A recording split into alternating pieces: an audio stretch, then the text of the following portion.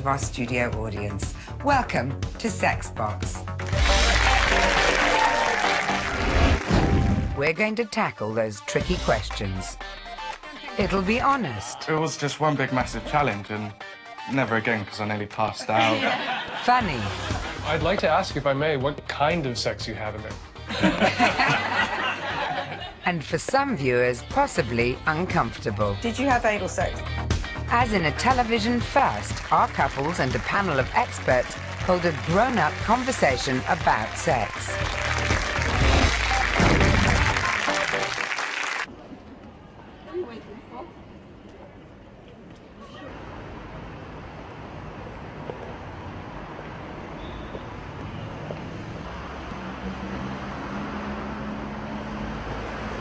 We realised that it might be a controversial sounding idea, but when you actually watch the programme, it's incredibly chaste. You don't see anyone having sex, you don't hear anyone having sex. It's a very private space. There are no cameras inside it. It's a place where our couples can be intimate and have the sex they normally have, if with a little bit of extra pressure.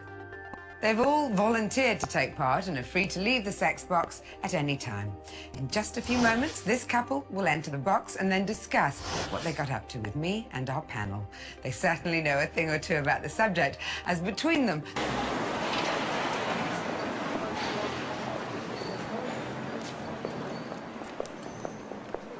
You're not seeing anything untoward at all, so why have it there at all? I think it's just a conceit to do with the title, and I think the problem is that in a format like this, the format can run away with actually the purpose of the programme. So I think it's quite a legitimate thing to discuss sex, but I don't think that this is the best or the most appropriate way to do it. If you call a programme Sex Box, and Channel 4 have form with titillating titles for previous shows, I think you're saying something very specific, and people likely to tune into that may not be looking for the educational aspects of the programme so much as a bit of titillation. Gay sex was illegal when I was growing up. That would be a change then. I knew nobody who was divorced. The word clitoris, nobody knew how to pronounce it or even find it. And so not much has changed on that score. I hope we've made a slight difference there, but we've come a long way. Absolutely. Well, it is a serious programme, and it's part of this campaign for real sex, which is designed to be a kind of antidote to pornography. So it does have a serious purpose, but it's also deliberately provocative. It's, as I say, it's a fun idea, but with a serious purpose. But we realised when we commissioned it that it would cause quite a lot of conversation and debate. We didn't realise it would be quite this controversial, with people all over the world phoning out. And what's amazing is that it's only about sex. You know, we do programmes about all sorts of other controversial issues, from religion to drug takings, all sorts of things. But certainly in Britain, and it seems around the world, doing a programme where people have sex in private causes more of a storm than anything we've done before. I've been an agony aunt for over a decade. Our three panellists are the world's most listened to and frequently read sex experts.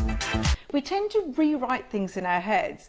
So if you talk to somebody immediately after they've done it, you're liable to get a much more raw, honest response, and I thought that would be something that hasn't been done before and would be great to sort of introduce a really good grown-up discussion about sex, which we're sorely lacking in this country. But I have to question, how real is sex in a box in a television studio? I would have thought that that's possibly as unreal as you can get, and I doubt that we're going to get actually a fair and representative discussion about sexual relationships in such an artificial environment.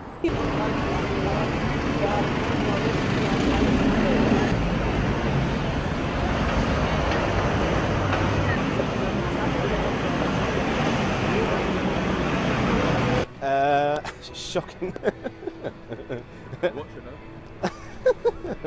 No, I don't think I'd watch that. No.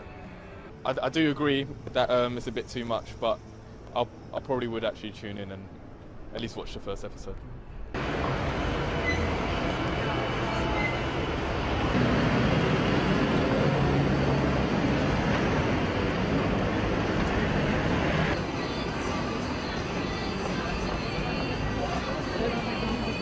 It's not open to conversation to well enough.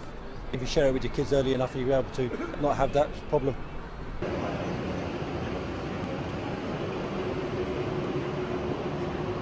What time's it on and when do you need me? You need an understudy. No, I don't think I'd like it, because I think it's like somebody sounds like going to the toilet and then coming out and telling you about it. I just think it's all a bit too personal.